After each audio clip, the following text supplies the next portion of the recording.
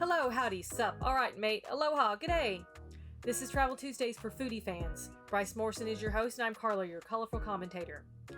However you greet your friends, we're excited you're here for the journey as we take you across these United States and around the world to find the very best in food and wine. Join us every Tuesday as we interview foodie travelers, award-winning bartenders, restaurateurs, and more to find out their go-to bars and restaurants and how to find them. Enjoy the show! Hey there, foodie fans! We're back with another episode. Tonight's guest is Kevin Kadrmas. Kevin is up in Wisconsin. I fear it's a little bit cold up there. You guys know me. I'm outside. I'm enjoying the weather. It's actually a little warm tonight, but I think it'll cool down and feel pretty good. We're sitting around high 80s right now, but the breeze is nice. So I don't envy Kevin, but I do envy him with the food and the beverages that are available up there. And we're going to find out a little bit about that tonight. Without further ado, Kevin, hang on a second. Let me unmute you. Welcome. Thanks for having me. I'm excited to be here. It's good to see you. I'm excited to have you. We would have been there. We would have been there 2 weeks ago, and we could have seen you in person. But with all this crazy stuff going on, we had to cancel our trip. Yeah. I'm pretty sure you guys have canceled a couple of trips because of this. And I think we canceled one for sure, and we probably postponed even making plans for another one. We do appreciate you showing up for the show this evening. Hey, it's my pleasure. Now, help me out. Where exactly in Wisconsin are you located? We're in La Crosse, Wisconsin. We're on the west coast of Wisconsin, we call it here, on the Mississippi River. So there's a little bit of water up there, huh? Yeah, there's 7 rivers regionally, 3 right in the La Crosse area. And we live right on the Black River. Oh, very nice. So you live on a river? Yep. Lots of boating then? Oh, yeah. Yeah, there's probably, 75 boat slips right behind our building here. What is it you're drinking this evening? Redemption bourbon. Okay. It's fantastic. I give credit where credit's due. Redemption is good. It's an economic. It's pretty reasonably priced and great flavor. And I love it. Is it the high rye? Are you doing the high rye? No. Nope. Actually, the high rye stuff gives me heartburn for some reason.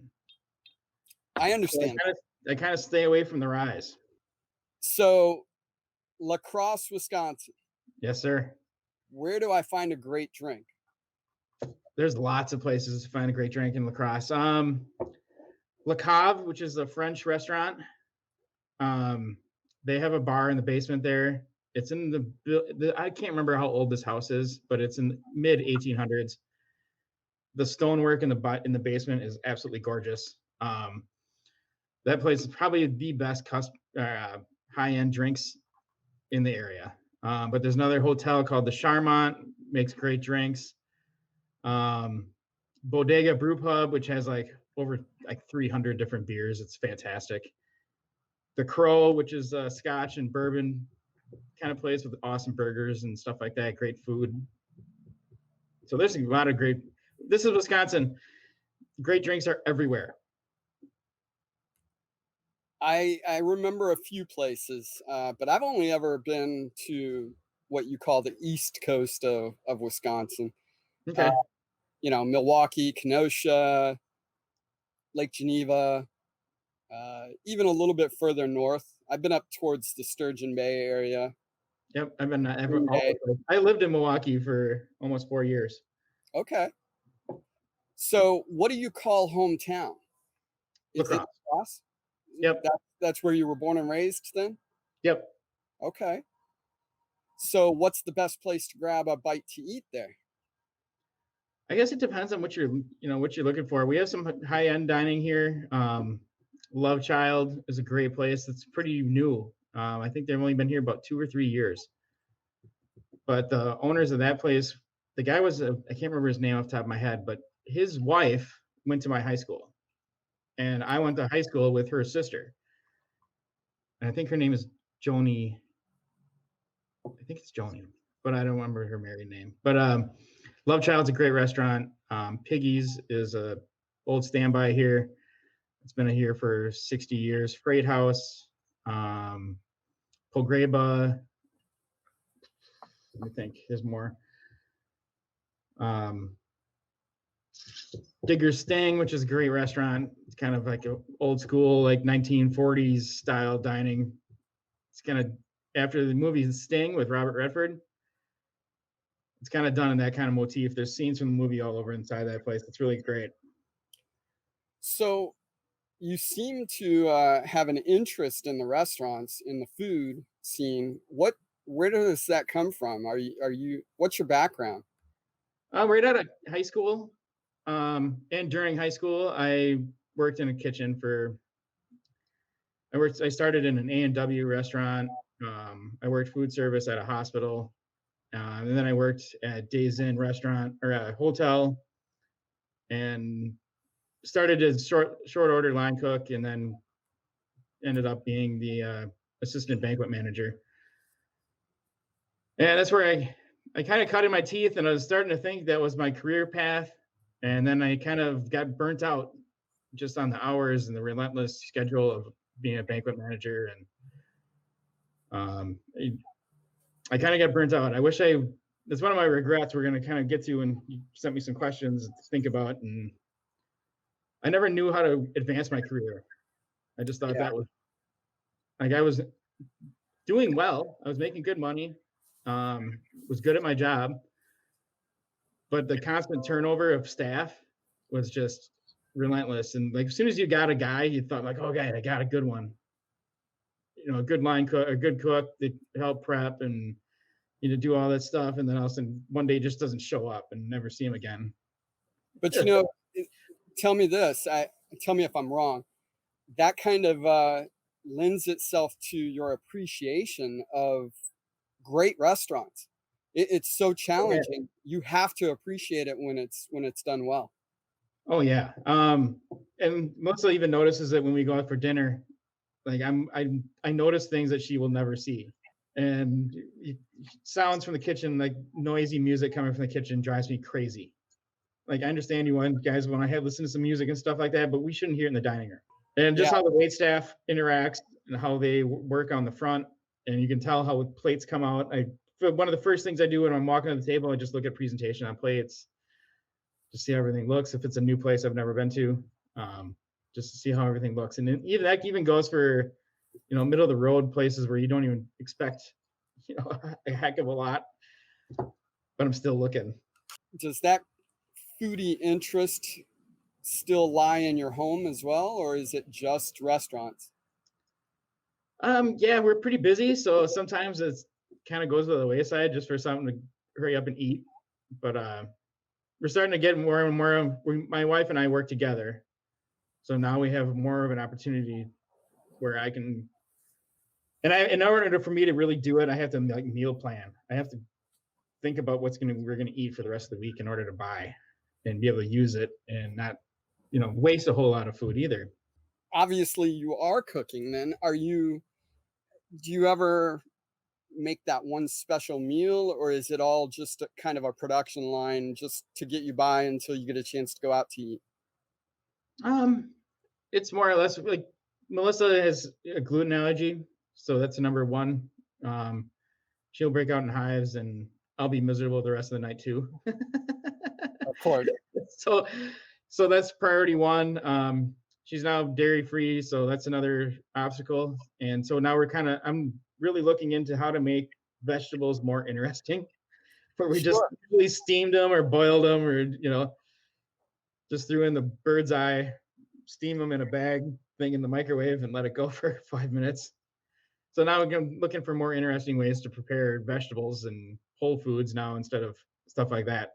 Have you by chance played around with cauliflower, like a cauliflower crust for pizza or? No, but we do have one in the freezer.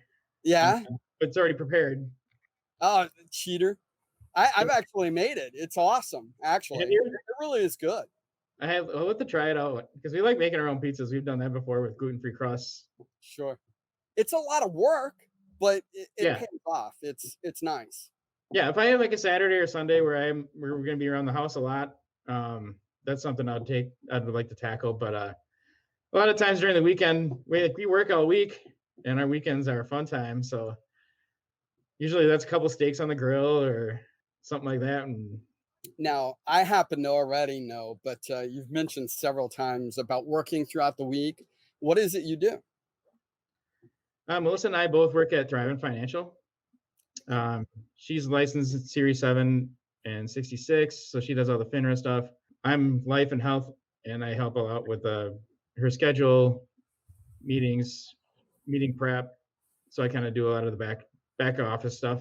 That's a lot like Carla and myself. We're a team. She has the logistics part of it, and I'm the creative brand. And I do all of the real work. Right? Exactly. Yeah. I just get to do the pretty face. We need to trade. We gotta work on that. Yeah. Yeah. He's definitely got the prettier face. That's why she puts me in the back of the office so nobody sees my face. Maybe we should figure that out. I can't do the computer stuff. That's just not me. Yeah, it was an easy transition for us because we worked together before. Right. We were business owners in another business, and so we worked together for about 5 years. And so it wasn't much of a daunting, like I have a lot of people, oh, you work for your wife? I'm like, no, I work with my wife. Yeah, exactly. Yeah, we've gotten that too. No, you work for your wife. You work for your wife. It's okay. Okay. Admit it. I work for my wife. I'm sorry. Yes, ma'am.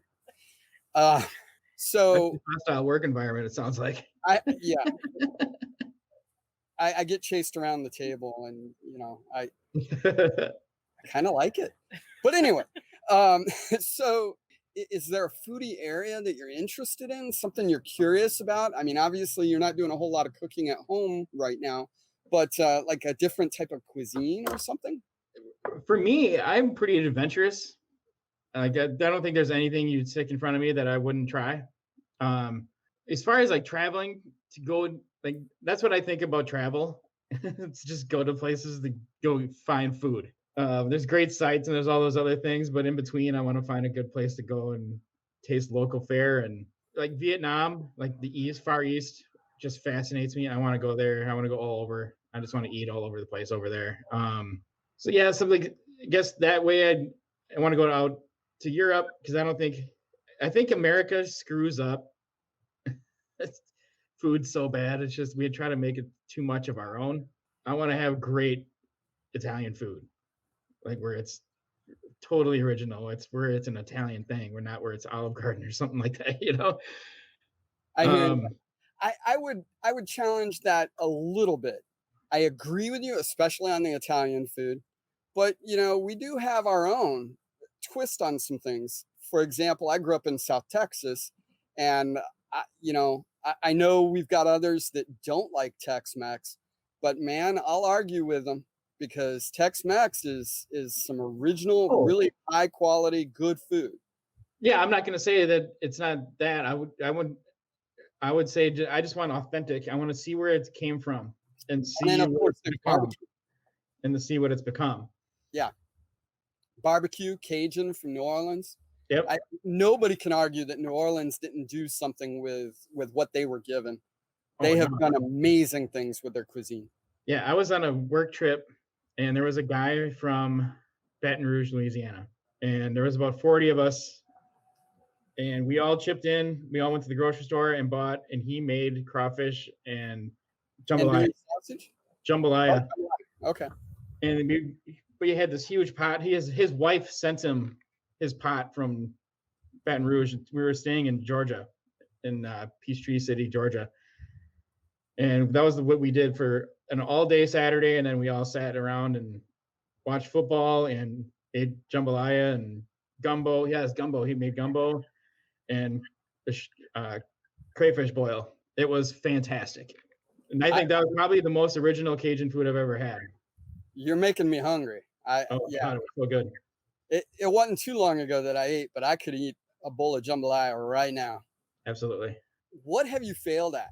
As far as food? Sure, yeah. I think my career is probably the biggest thing. Like I look at some of these chef shows and some of these restaurants, and like that was what I was dreaming of when I was like 17. But just the way my career worked out, it just never worked out for me, I guess. And I had a job offer to work at the Grand Aleutian Hotel in the Aleutian Islands in Alaska. Wow. But in between my sending my application and my resume up there, it had been 6 to 8 months without hearing a thing. And in that time, I decided I was going to go back to college. I was sick of cooking because of the constant turnover. I was burnt out. I was working 60, 70 hours a week. I hadn't seen my family for a holiday in like 8 years because you were always working. And so I'm like, you know what, maybe this is the time. So I signed up for college, and then I ended up getting a job offer a week before I was supposed to go to school. And I'm like, okay, I don't have to make a decision today, right? And she's like, no, you take 2-3 days. Just get back to me by such and such date. And I thought about it hard because it would have been a great gig. I ultimately turned it down. And I thought if I never went back, go to college now, I probably would never go.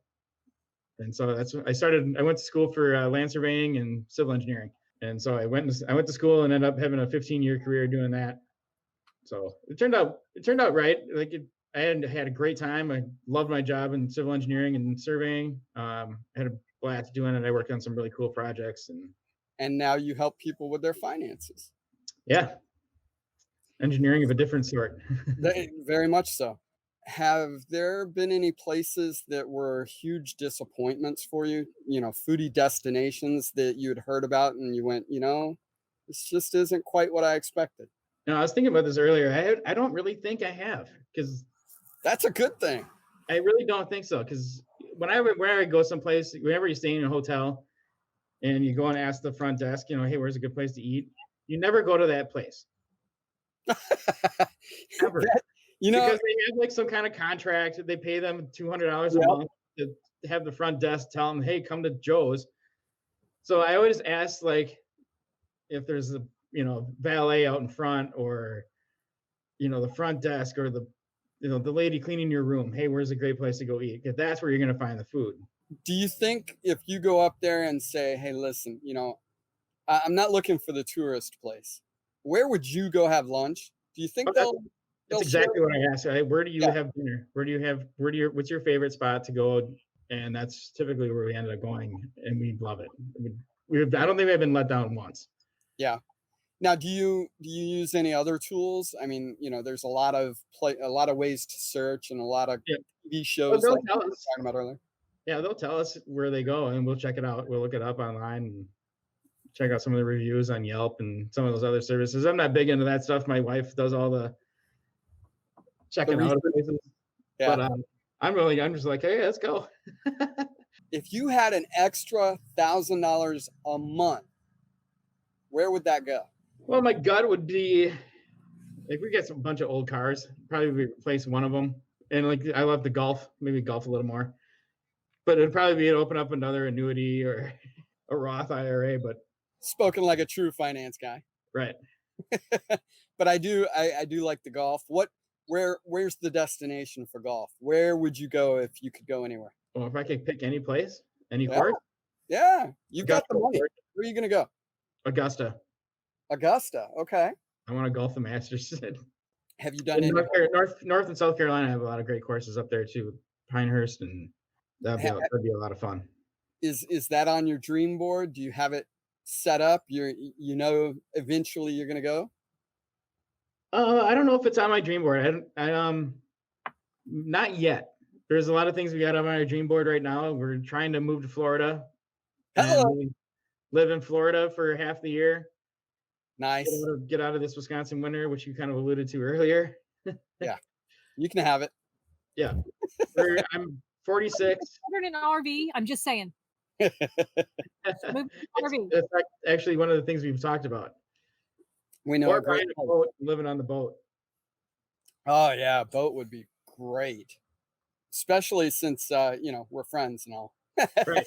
So we've talked about living on a boat in Florida, and then coming back to Wisconsin and living on one on the river here all winter or all summer long. Nice. So we might not have any homes and just have a couple of boats. Those are homes. Absolutely. Homes where you lay your head. you travel for business. I know you guys have been down here for business. Do you Yep. go elsewhere, or is that just you working on building business down here so you can move down here? Yeah, typically it's right now it's to build our business there so we can afford to live in both places. So that's So basically where our travel is now. But our prior careers, we traveled all over the country. coming down here, are there some places that that you think of, next time I go down, I got to go there for foodie destination? We haven't had a whole lot of time. We've been working quite a bit on those trips, so we haven't really had time to really delve into some of the areas we've been to. We've been to Orlando a bunch of times. We have some friends that live in Mico, Florida, which is down near Sebastian. And typically we've been staying with our friends. And so we eat a lot with them at their home. Tommy, Marco. So we've been eating with them quite a bit. We haven't gone out much. And we're also looking to maybe more moving towards the Sarasota, Lakewood Ranch, Bradenton area. And same thing there. We stayed at a friend's condo the last time we were there, so we hardly went out. We went to the grocery store, we went to Whole Foods and bought a bunch of groceries for the week. And So when you had your accommodations are paid for. in those cases, you're conservative and you make your own, right? Yep. Do you find yourself cooking differently down here than you do up in Wisconsin? Not really. Ingredients? No, not really. We kind of stick to the same thing. We eat a lot of pork. We eat a lot of chicken. We eat red meat, but not a lot. Yeah, we like shrimp, stuff like that. So we make a lot of that. So when I say culinary, what comes to mind? I wrote down stuff for this because I had to think about this. I think like the blending of textures and flavors and just the visual presentation of it all. Yeah. I think it's an art form and a science all wrapped together that at the end you get to eat it and enjoy it. Very well said. And I think, and that being said, it doesn't need to be a high-end French restaurant or a high-end place. That could be the bar down the street that has a great guy that cooks in the back. And like it could be just tacos off a truck. Like I've had some of the best food I ever had was out of a trailer. So last question, and Okay. then we'll get Carla's colorful commentary. All right. When I say cocktail, you say? You're buying. Let's go. Oh, I love that answer. It's not going to happen, but I'm ready. I'll have what you're having. Next time you're down, I'm buying. So hang on a second. I want to get your reaction to Carla's colorful commentary. So I'm going to take you off the screen for just a minute. All right. And we'll get her commentary, and then we'll bring you back on for just a last word. All right, Carla, the show's all yours. Hey, foodie Don't ruin it. fans. Go sleep on the couch. I'm here with your colorful commentary and your fun foodie facts. First of all, check it out. My drink matches my outfit. How cute. By the way, I call this vodka and stuff. Now here's our foodie facts. 1881, the very first ice cream sundae was served in Two Rivers, Wisconsin. Wisconsin produces 60% of America's cranberries. Anybody else want a vodka cranberry right now? I really do. Sheboygan is the bratwurst capital of the world. You thought it was Germany. Well, so did I. Swiss cheese. Give me a moment. I love me some cheese. I love Swiss. And you got to go to Switzerland to get Swiss cheese. No, you don't. You can go to Wisconsin because it is actually the Swiss cheese capital of the world. Last one. The United Nations has recognized Milwaukee as the international hub for water research and technology. That's fascinating. But you know what else you make with water? Beer. And Milwaukee has been considered the beer capital of the world. And there are more than 30 breweries in Milwaukee and surrounding areas. So that is your fun foodie facts for Wisconsin. I'm going to go find my vessel of vodka and cranberry. All right. Anybody else want a beer? What do you think of that, Kevin? That's awesome. That was great. Did you learn anything? Is anything new, or did you know all of that? I knew Milwaukee was on that list for the brewery capital of the world, but Wisconsin has a lot of them throughout the whole state. I know Milwaukee. Carla. I guess Tiny Dog Sam has to make an appearance, but Every episode. We have 3 cats locked out of the office here. So did you know that Milwaukee actually has a team based on the beer? I do. Yeah, the Milwaukee Brewers, right? I've seen a lot of the Milwaukee Brewers. Yeah. I've probably been over 200 games. Yeah, really? Yeah, dating all the way back to when I was a kid. The Like first baseball, huh? the first game I went to was the year they went to the World Series in the American League, and they played the Cardinals in the American League. Oh boy. National League. They won. Cardinals won? Cardinals won 7. Now Carla's gonna have a big head. I already have a big head. True. So with that, I do appreciate you coming on our show, Kevin. Well, I appreciate you having me. I can't wait to be down there and clink glasses in person. Me as well. Thank you so much, and you have a great weekend, okay? Yeah, you bet. Thanks for having me. We'll see you guys soon. See ya. If you like what we're doing here, hit subscribe. For more ways to be involved, or if you'd like to know more about how we can help you find the very best in food and wine, by land or by sea, check out our page at foodandwinecruiseplanners.com/podcast.